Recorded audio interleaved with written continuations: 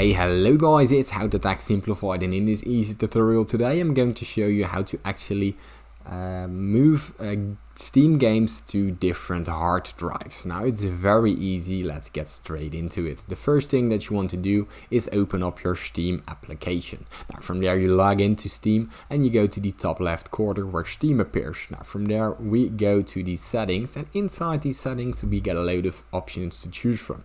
Now we're going to the storage option right here, and we have the storage menu.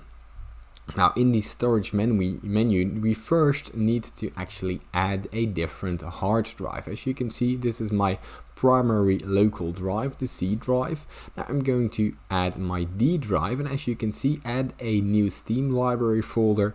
There's actually one in the local drive D, which is fully empty. Now simply press add and it will add it to the drive. Now as you can see, there are two drives available, and if I want to actually send a game from my C drive to my D drive, all I have to do is select the game, check it, press move, and then from here select the drive that you want, press move, and it starts to move the game from drive C to drive D. Now it is easy as that.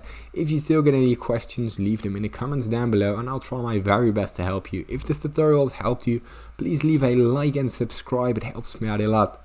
Thank you for watching.